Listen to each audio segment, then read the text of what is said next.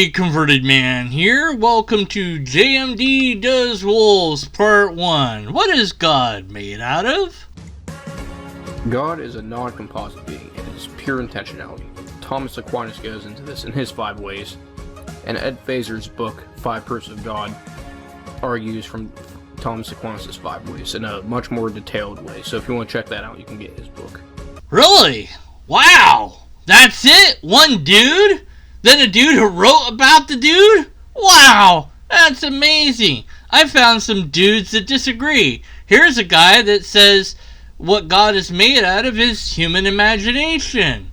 Yeah, there's one right there. He's against your guy. But wait, I have more. Here's another guy. Pretty much says the same thing. Just made by imagination. That guy wrote a thing. Guess that makes that true. I wonder if anyone else agrees. We've got several upvotes, so every one of those upvotes must agree. Here's another guy that's basically saying what the other people said, just in a different way. Electrical impulses flying across synapses. So, God's in your brain. This guy wrote an entire long, several paragraphs of it that I'm not going to read, but basically, God's in the brain. Now, if you add up every single upvote, you get to 42, which, of course, proves everything. Because, as you know from Douglas Adams' book, The Hitchhiker's Guide to the Galaxy, 42 is the answer to life, the universe, and everything. And Adams, of course, didn't believe in God. So that must mean that God doesn't exist, because those people all said no, and if we added up the upvotes of those people, we got to 42. So I mean, that's obvious. Then I win this by sheer numbers alone. Or rather than appealing to different people for their opinions, we, I don't know, construct some sort of model to show that it's true, use some empirical evidence or repeatable tests to demonstrate that it's true. I don't know, it's just some ideas I'm spitballing here of better ways to decide that something is true rather than just appealing to different people that happen to agree with your idea. The Kalam cosmological argument will argue that matter, time, and space had a beginning. Yes, and the Kalam cosmological argument is wrong, and it's been debunked many times. See citations in the description. At the Big Bang, a finite time period. So it can be logically deduced that what caused the Big Bang cannot contain attributes of matter, time, and space, but rather must be timeless, spaceless, and material. An unembodied mind like God can explain the need for the cause of the universe since the natural world began to exist. It would be circular to argue a natural explanation for the origin of the natural world. Ah yes, circular argumentations are something to definitely be avoided, but you need to demonstrate how this is actually a circular argumentation rather than just asserting that it is.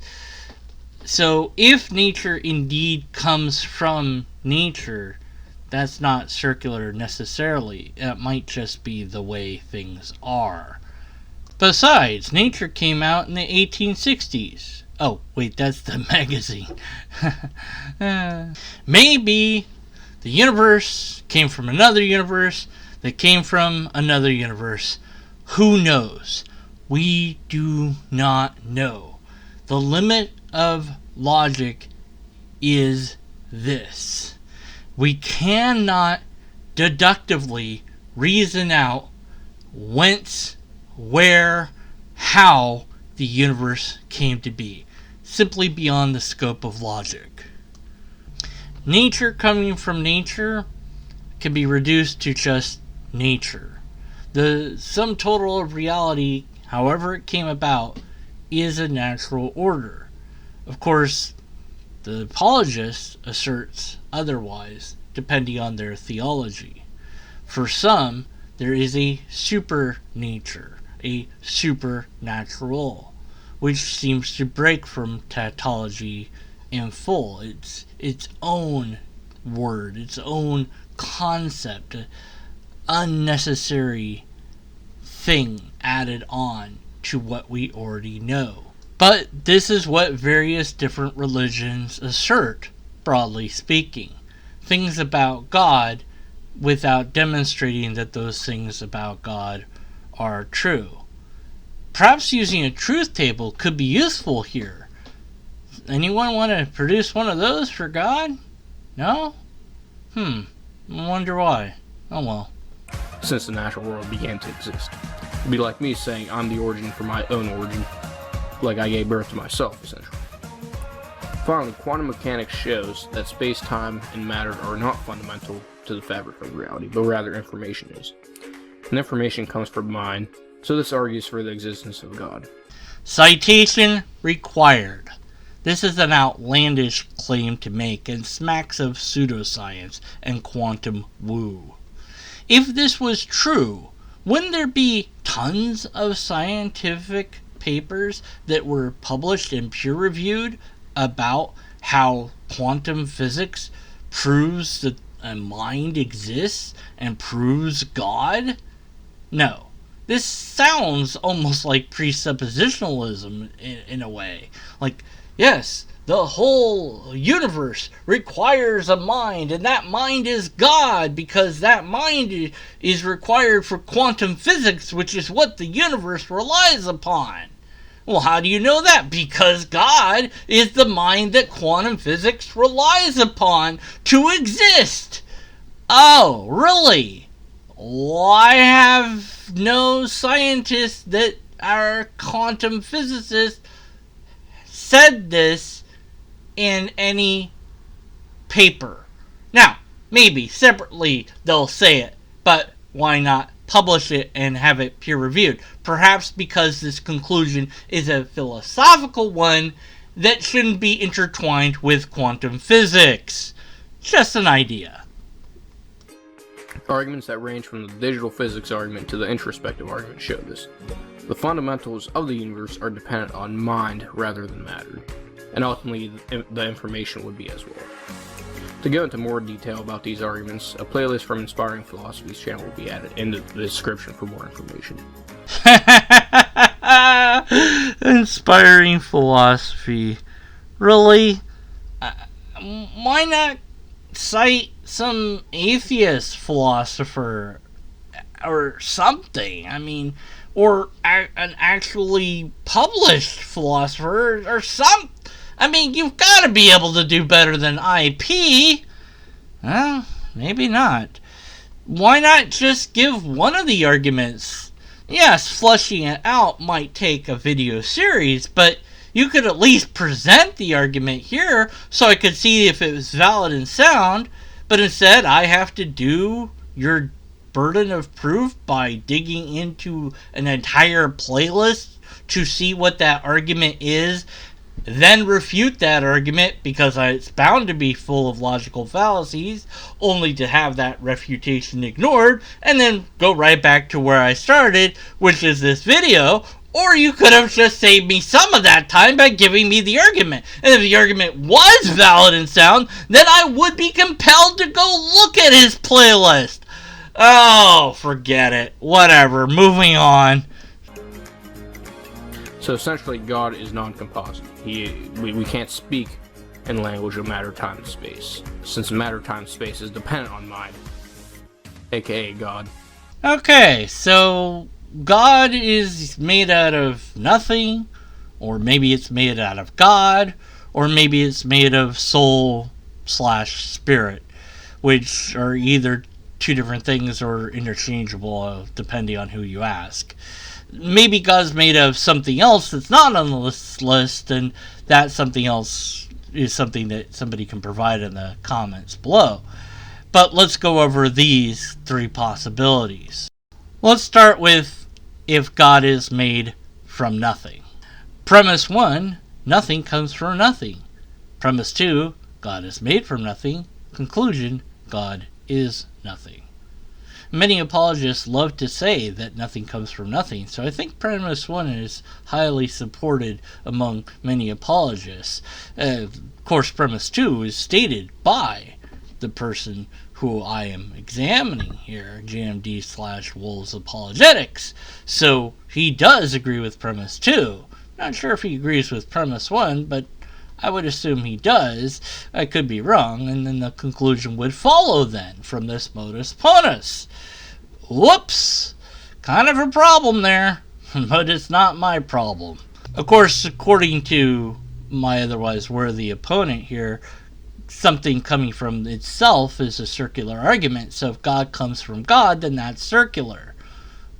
So that's a problem. And of course, spirit and soul is made out of spirit and soul, which is also circular. So that's the same problem, just with different labels. Premises are hard to see, and that is just fine with me. Modus ponens is the plan. Serve you logic, I am the man. It was all good, don't you see? Until the day logic ate me. Fallacies make me weak in the knees. Red herring will... Wait a minute, just because he's done with his video doesn't mean I'm done with my video. So, the mind is separate from the brain. The mind sends signals that the brain receives somehow. Invisible, intangible signals that we can't detect in any way, shape, or form. I mean, I guess I could talk about dualism and also monism, but why do I need to talk about those things? Well, because he said that minds are different than brains, so I guess I have to talk about these things. But the only thing I can really say about any of that is it's more philosophy, and philosophers haven't figured out whatever's going on there. So that's kind of a problem for them. Not a problem for me, because I just think that the brain is the mind. The two are the same. Basically, that's what I think. I could be wrong. Of course, if there is a mind, then doesn't the question, what is the mind made out of, come into play? Is the mind also made out of nothing? How does that work? I'll leave you with an analogy that's not perfect, but no analogy is, for how I conceive of a mind. Here's a road, and here are some cars. Placing many cars on road equal traffic. In the same way, your synapses and neurons and chemicals all working together create the mind from the brain. The component parts that the brain is made out of being the roads and the cars, and then the emergent property of traffic, which is the mind. If you didn't understand that analogy, then, well, it's because it's not my fault. It's just because. I mean, I don't know. It's just an analogy. It's not perfect, you know. What is God made out of? Here's the conclusion to my analysis of this answer. We weren't given a valid and sound argument because most of it was just asserted without proving. It relied upon people's opinions, not facts, i.e. St. Thomas, other Christian views. There's lack of citations, and it had KCA, another flawed argument, as part of its answer. We're offered zero empirical evidence or repeatable tests, and because of that, we must be skeptical of his conclusion. Alright, everyone, thank you for listening to this video.